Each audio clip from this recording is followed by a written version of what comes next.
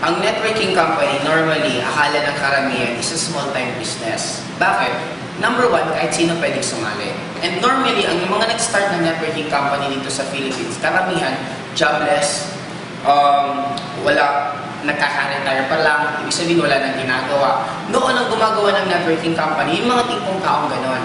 Kaya lang, as times goes by, maraming tao na ngayon na nagbabago. Bakit? Ang nag-join na ngayon sa networking company, may mga mayaman, may politician, may mga celebrity. Bakit? Nakita nila gaano kaganda ang networking. Para ito, kung sasabihin mong small time ang negosyo, ito tatanungin ko sa'yo. For you to have a Jollibee, okay? For you to have a Jollibee, ang tawag sa'yo, pag meron ng franchise ng Jollibee is big time. Okay? Pag empleyado ka at ang sweldo mo, 100,000 per month, anong tawag sa'yo? Big time. Ngayon, sa Jollibee, ang pinakamalaking pwede na kitain for one single day na ang income mismo hindi na hindi na mismo less expenses na. In short, ito na mismo yung net income nila, halos 24,000 per day. Kasi meron akong friend, tinanong ko, sabi ko, paano masasabing magandang-maganda yung benta nyo ngayon na araw na to? Sabi nila, pag kumita daw sila ng halos 24,000, isang araw, ibig sabihin, talagang jackpot na sila that time.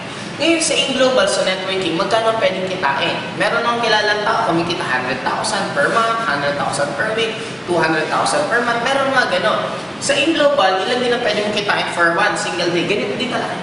Ngayon, itong nagiging dilemma. Kaya akala nila small time ang networking. Bakit? Mura lang ang registration. Magkano ang registration? 7,980. Sa 7,980, kaya nakikita nilang small time. Bakit? Ang mura lang ng kapital. Kaya lang ang tawag ko dito, ito na nga yung evolution. Ito na yung makabagong way ng source of income. Tapos na yung panahon na para ka magkaroon ng negosyo, kailangan mo ng establishment, kailangan mo ng malaking tindahan para masabi kang big time. Bakit? Para ito example, Henry C. Henry C. is may-ari ng SM. Siya ang top 1, ang richest man in the whole Philippines right now. Di ba parang napaka-big time niya? Kasi marami siyang SM, marami siyang tindahan, marami siyang kondo, kaya napaka-big time yung tingnan. Pero just imagine, si Mark Zuckerberg, siya mismo yung gumawa ng Facebook, wala siyang tindahan. Anong meron lang siya? Nasa internet. Pero sinong mas mayaman? Nasa top 20 most youngest billionaires in the United States, si Mark. Imagine mo, yun ang sinasabi ko makabago. Ano ba yung kapital niya? Nung nag-put up siya, nung Facebook, napaka-konti lang. Ito na yung makabagong way ngayon, na pwede ka naman yumaman in a short span of time. Bakit kailangan papahirapan pa sarili mo?